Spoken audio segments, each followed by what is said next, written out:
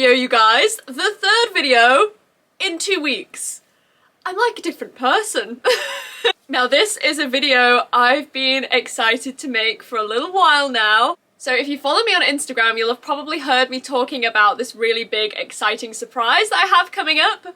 This is that video. So I've known I was going to be making this exciting surprise video for you guys for a little while now, and I can't hold it in any longer. I'm gonna have to say it. So let's just get into it, because I literally can't wait any longer. So 2 years ago, I made a video entitled Trying to Get My Mares in Foal, or something like that. I can't remember, I have the brain span of a fish.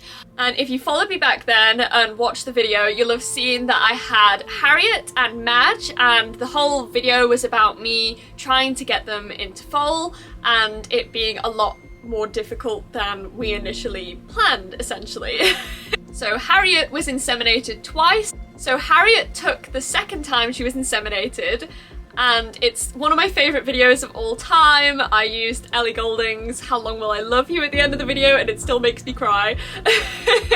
And I cried in the video as well when I found out, but yes, Harriet was in foal at the end of the video. And just less than a year later, at the end of June, the 30th of June, she gave birth to our lovely Blue, who is now a year old, and just the best, greatest thing on the planet. Sadly though, Madge didn't take. We had some rubbish luck that year with the quality of the semen, and by the time we finally got some good semen, it was the end of the breeding season, so Madge was a little bit less fertile than they are in the middle of the breeding season, and she just didn't take in the end.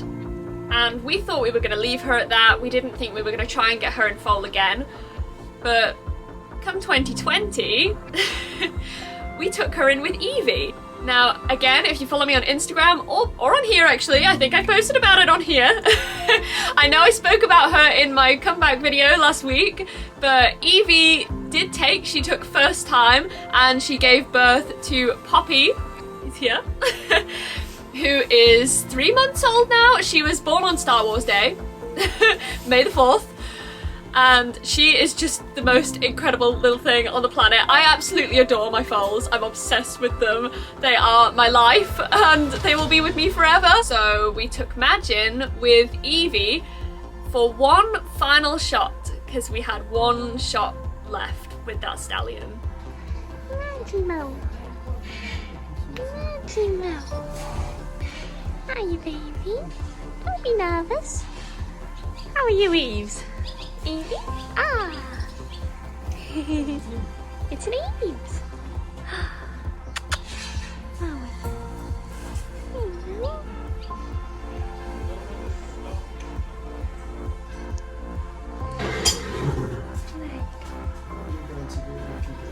You're gonna get lucky today, baby. Evie's cross.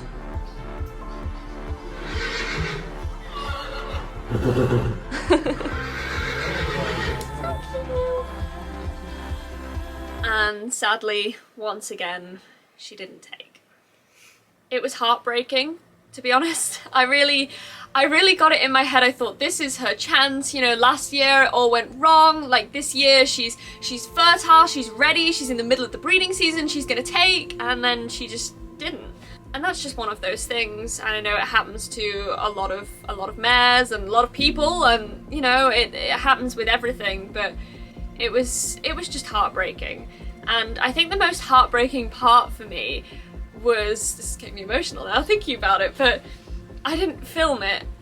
And I didn't film this because we were kind of, I don't know, it didn't seem right to film it, really. And it's one of the first times I've really understood how much horses do understand, and I truly believe that Madge understood what was going on and understood that she wasn't in foal.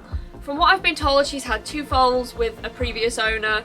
I don't know what the foals went on to do, or where they are, or what they look like, or anything about them. We were told she was an amazing mum, and if you meet Madge, you get that vibe off her straight away that she's such a mum. And that's really weird to say, I know that's really strange. But anyway, when we were leaving, after we'd been told she wasn't in foal, we took her out of the stocks and we were trying to walk her back to the lorry park, and she was trying to spin round and go back in the stocks. She wanted to go back in the stocks, and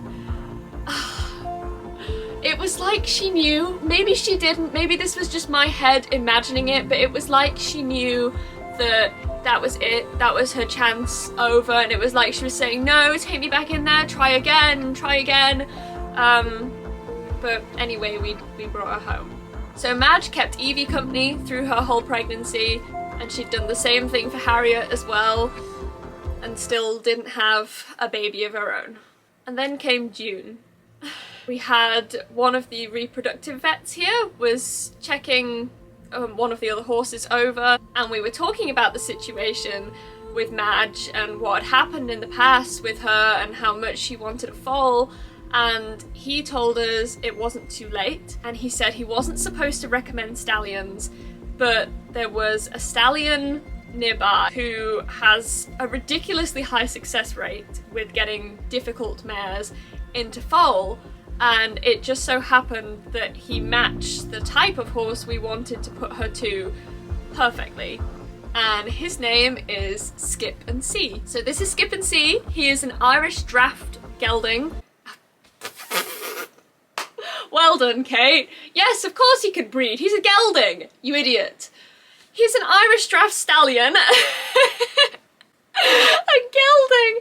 Am I okay? She's very long in her body, and Skip and See is very compact. He has a lot of bone, which was all things that we wanted to add to Madge if she was ever to go and have a foal.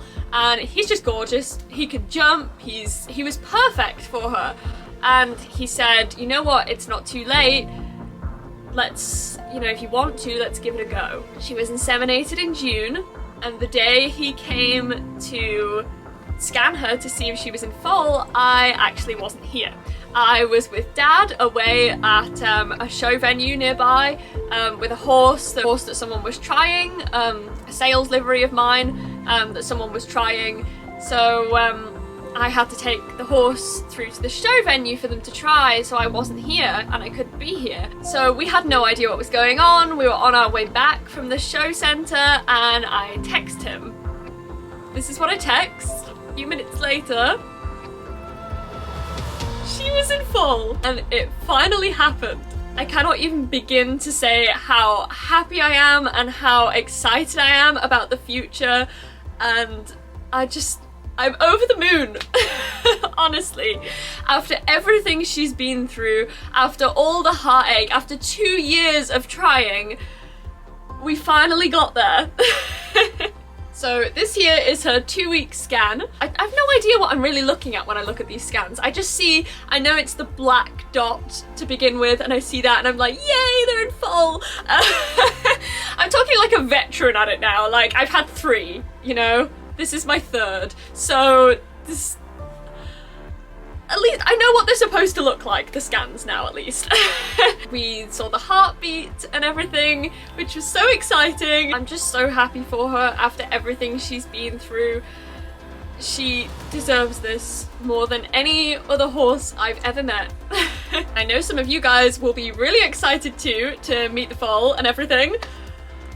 So I have good news for you, because everything I just said and this photo, it was taken a year ago. So... That's a colt. It's definitely a colt. So, I look a mess, by the way, but it's a few days since we last came to see Moo, and she's looking a lot closer, and they've said it looks like it's only going to be a couple of days. But yeah, so next time we see Moo, she might have a baby. Who knows? Moo looks incredibly excited about it.